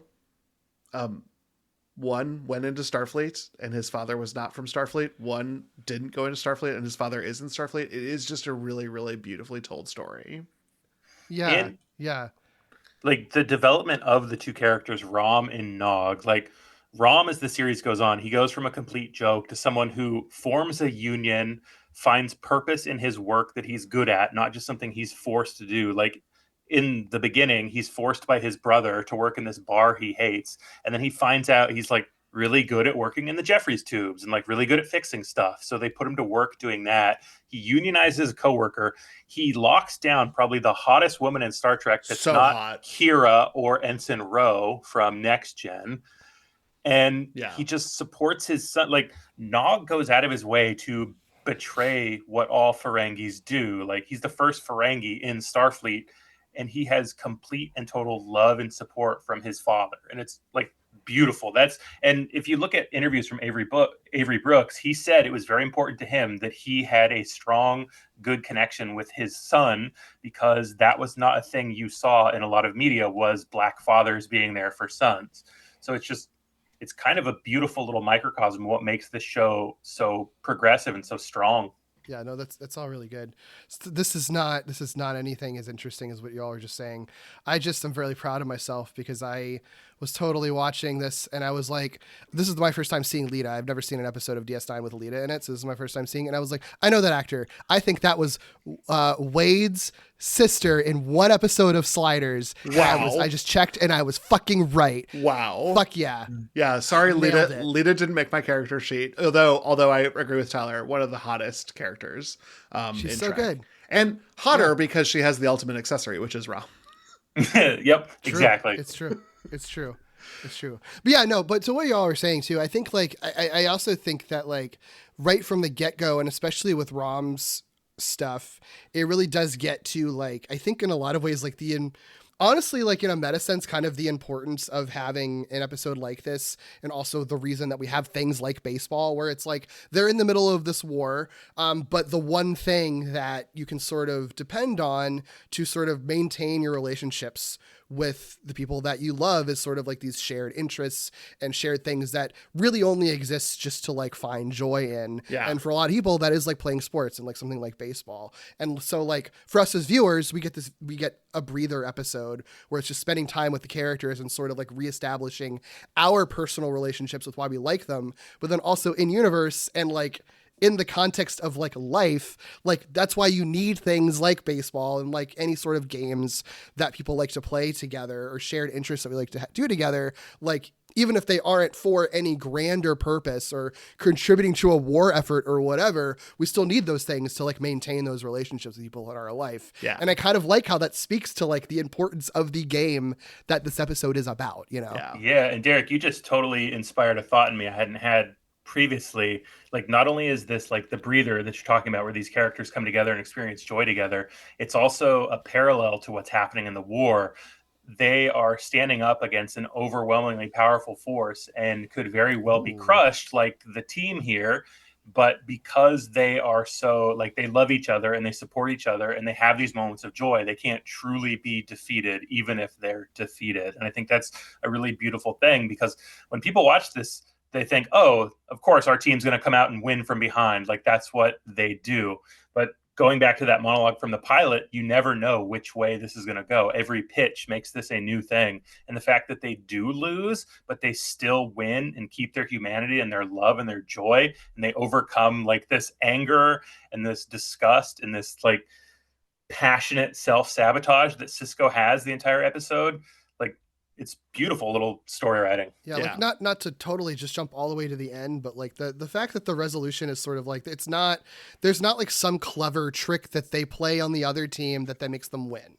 Like, it's like basically if there's a clever trick at all, it's just realizing that it's like, what if we just had fun and let's let someone who just was in it just because he wanted to have fun, let him have his moment. And then we'll all enjoy it. And that is how they ultimately went emotionally, is by just realizing like, this is a fucking fun game and we're having a great time. And that's ultimately what matters. Like, yeah, I just think it's such a smart and kind of it's like weird because it's not like a plot twist, but like it also kind of is. Like, this isn't the ending you expect from a story like this. Yeah. You know, this isn't about, it's not about a victory. It's just about like an emotional victory. And a part of why this resonated with me so heavily was because I said this happened to me in person.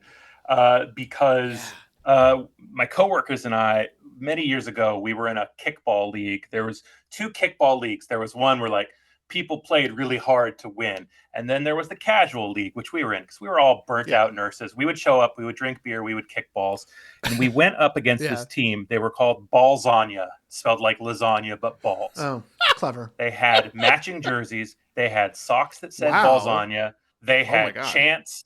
They were just powerhouses, and they clapped our cheeks like the logicians did to the Niners. But because we kept making fun of them and like mocking them, and like the final inning of the game, we had someone on second. I kicked as hard as I could, and I got us 1 score, and we all ran in and cheered like they did with Rom and this. And the pitcher of the team was so pissed off. Like, he was screaming it at us because we're like, go ahead. You scored 30 runs. We scored 1. Why are you mad? What are you doing? Can you just like play the game? And watching this guy crumple and scream was the best victory I think I've ever felt. We lost every game. I don't care. We won that game 30-1 and we scored 1. So to see this show sort of it showed the type of camaraderie that comes together when your found family can just make an asshole feel really bad. Like, that's it is such a good feeling. That's a beautiful story, by the way. I'm just hung up on the fact that the other team was called themselves Ballsania and still took themselves that seriously. Oh yeah. That doesn't make any fucking sense. You can't call yourself Ballsania and then like not and then like treat it like it's the most serious thing in the world. Like, what are you doing? Yeah. It was so stupid. Their chants were like, what you got? Balls on ya. What's on your face? Balls on ya. It's clever. It's like, it's clever. God, it's clever. Come on. You could do so much better with and that. All right, let's do a little vote. Make Garfield your mascot or something. Like, I might be a little biased, but I thought our team name was a little more clever.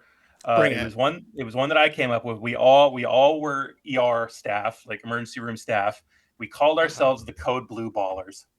Nice. Because there's a couple puns there. It. Yeah. I'll let the listeners decide which one.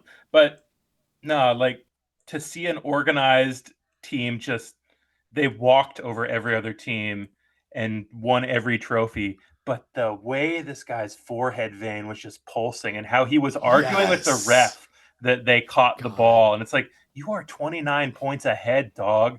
You don't have to be screaming at a volunteer referee who's drinking a beer. What are you doing? Yeah. It's totally like Solak when he like pokes Odo. It was, oh God, I love this episode. Yeah, right. Well, and just like you had your moment of victory, I think Sisko sees victory in watching Solak devolve into this like sore loser, because truly and honestly, if you can win, great.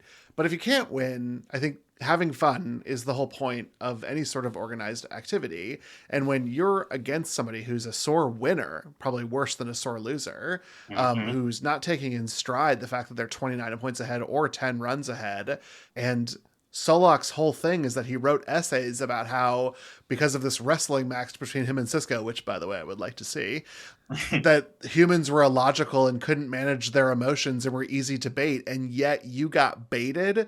That is sort of like a destruction of who Solak was. So, of course, Sisko's happy, because just like you, he got his moment to be like, wow, you've got no chill, bro.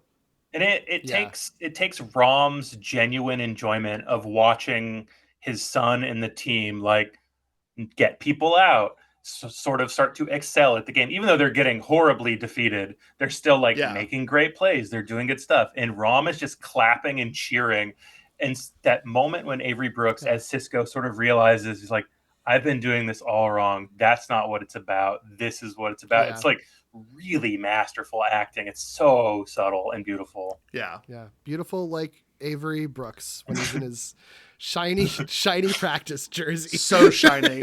The wardrobe is pretty incredible because it is enough baseball, but there's like hints of futurism, like how shiny that jersey is, which is, it seems unnatural. All of their casual outfits are so funny because most of them are like business attire. Like it's so good. And like Worf in the like turtleneck, like tucked into his like slacks. Yeah. Like, oh my God, I don't understand. That shouldn't be hot to me. I don't know why it is, but somehow it really gets me going, man. It's so funny.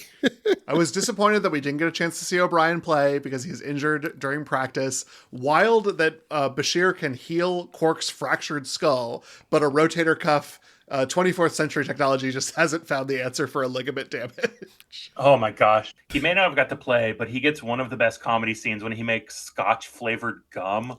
Oh my God. I love scotch. That sounds horrendous. It sounds Chewing awful. gum with scotch flavor? I'm the all in. fuck? That's no. When I saw that No. again, I was like, he's cooking. That needs to happen. Please, dear God.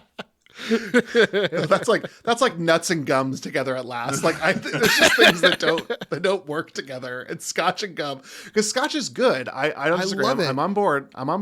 But the whole point is to kind of like have it, experience it, and then dispose of it by putting it into your body to get a little drunk. Or I suppose if you're like bougie and you're in a tasting, you spit it out. Like what a waste. But the idea of chewing it consistently is pretty wild to me. I think if you take some of the scotch gum and you throw in a couple Coke flavored Tic Tacs, I think you're really cooking with something. Wow. Technology has gone too far. Oh God. Trying to think of what else. Oh, the Niners of it all. I will confess my stupidity. I truly and honestly couldn't grasp why they were calling themselves the Niners. Oh my and God. I thought, are we doing like an homage to the San Francisco 69ers? Like, is this like a thing here? And then I was like, oh, Deep Space Nine. I was like having like a totally dumb moment. The San Francisco 69ers. 49ers. You want to stay with that one? I think it's 49ers. 49ers. Sorry, the 49ers. I didn't know we were doing early 90s homophobia comedy. Let's go. Stop. Wow. Well, you know what? We can only talk about Ted 2 so long before some of it will just leak out of me like I'm part Mark Wahlberg. Wait, go back to leaking out of you? What? Stop. Leaking out of you like Mark Wahlberg? You know what, Derek? I will not get caught in another one of your verbal traps. I like the music in this episode too. I think it's really fun. David Bell does the composition for it. I found a quote from him, but I don't understand what he's talking about because it's all about musical vocabulary and shit. Oh. But it's fun. I think it's really, I mean, it does feel it still feels like Star Trek music from the 90s, but like it has a very distinct, like fun, silly kind of like flavor to it that works really well. Like it still stands out as very, very distinct. I noticed as it was going along. That's one of the strengths of Deep Space Nine, I think, because the music does that a lot. And honestly, it's my favorite of the opening themes as well. I think there's a lot to be said about every aspect of Deep Space Nine working. They put a lot of care into this, and it's insane that this was the Star Trek show that nobody really watched. Like it didn't have the budget or power behind it, like Voyager, to come have The Rock be on it, but it's something else, Deep Space Nine. Derek, I can't wait for you to watch it. Get to the episode where it's like a flashback to the 50s. Oh my God. It's a good episode. Incredible shit. Yeah. Really. And talk about the race of Cisco being critically important. Sure. Very, very, very strong and like brave episode to put on. This was a UPN too. Well, this was on UPN as well? This was still syndicated. This was syndicated when it was airing. Yeah. Got it. The show featured also the first lesbian kiss on television, if I recall correctly. Because Dax's ex came, right? Yep. And this was when he was in a male form. Yep, I do remember that. Oh, interesting. I do remember Yep. that. Interesting. But it was cable, which is why it wasn't the first public access kiss. That's right. Yep. Yeah. Public access airwaves is what I meant. A few of my favorite things. I like Avery Brooks saying the phrase hard and long. That man also, no one talks like him ever. I fucking love how he reads lines. Like first time in practice and an exciting time. Am I right? Like what? Yeah. I don't understand why you choose to read a line like that, but I love it. It's great. First day of practice, and it's an exciting time. Am I right? And also just fucking everything that Worf says in this episode. We said it. Perfect. He's so fucking funny. Hey, batter. Steps to the opposition. Let's go, batter. Do not rush me. Find him and kill him. Like it's just everything he says is do like not screamed. rush me. It's so good. Oh, but "Do not rush me" is actually almost whispered for Worf. That's true. And that's I think what made that one work for me so well, because it was almost like he was hurt, and I just wanted to hug him. Yeah, it's like I was saying, Michael Dorn, incredible with what he can do comedically. Like, so good. Yeah, like the episode of Next Gen where everybody comes together and spanks him for his pain birthday. It's really good dramatic performance, but this one, like, there's no one funnier than Michael Dorn. So good. I'm not too big to say that I teared up a little bit at the emotional climax of the episode, which was Rom getting the bunt and them getting the point. And yeah. I think it was probably Sisko turning on the crowd, which he had disabled at the beginning of the simulation, and just how happy Rom looked to be playing baseball. No, it's really satisfying. It's earnest joy is not something that's explored in a lot of modern TV, not without some kind of wink or getting through it as fast as possible. But Deep Space Nine, this episode especially, lets that joy breathe, which is like, that is what leans into the Gene Roddenberry utopian thing, where it's like, we have this absolute pure joy and love, and it's basically a love letter to camaraderie and supporting one another. And the fact that you get a moment to celebrate in that, I'm with you, David. I did tear up a little bit watching this. Just incredible stuff. Yeah. And then I love the ending. I love them presenting this ball to Sisko. I think I also would have found this to be a very emotionally moving, except I was too obsessed with the fact that Quark's signature is a Ferengi head for a Q. And I couldn't stop thinking about it. That is the funniest shit in the world. Sisko's got this baseball that he's carried with him through his entire career. Like, it's the most important thing. He takes it with him wherever he goes because it's that powerful of an object to him. That's how important it is to him.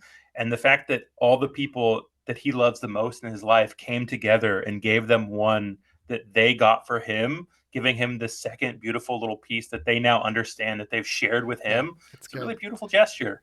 It's good. Really, really good. The only thing that I've been holding on to that I just didn't know if would fit into our conversation, the name of the episode, Take Me Out to the Holosuite, is of course an homage to Take Me Out of the Ball Game, a song that outside of its chorus, which you are probably very familiar with, is really about a woman who's horny for baseball. And I would encourage folks to listen to the verses of this song. Oh, okay. Interesting. Yeah. That's new to me. Yeah, me too. Go into the baseball game makes Katie excited, and that's why she wants to go. Huh. Oh, seventh inning stretch. Got it. Okay. Wow. Anyway, okay. Any final thoughts about Star Trek Deep Space Nine then? So we don't end on that. I'll do my final thought so that way I can't ruin it anymore.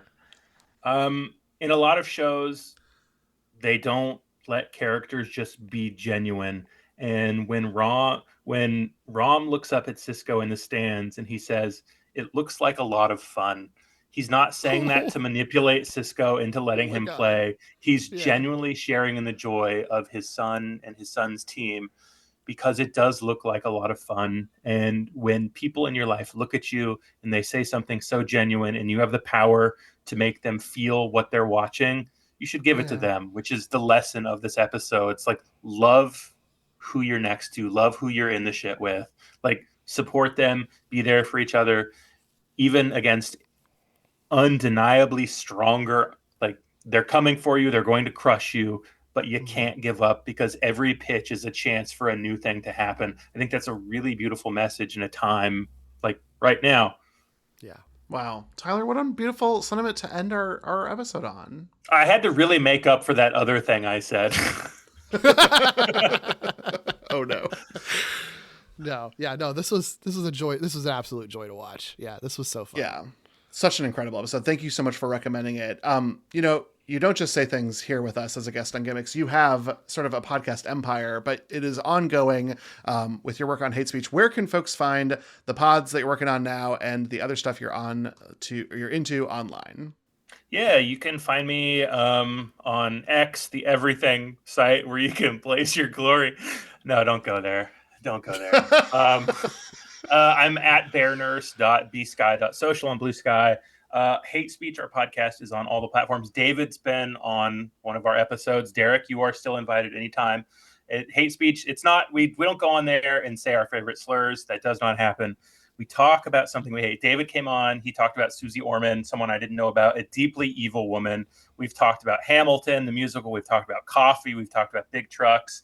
It's a lot. We like to have fun on Hate Speech. And I know as a white guy, that's a bad thing to say, especially now in 2025. But we're taking it back.